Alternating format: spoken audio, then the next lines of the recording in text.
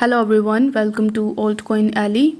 In this video, I will show you how to find Tonkeeper wallet address. For that, you need to first launch your Tonkeeper wallet and then you need to log in into your account if you haven't already.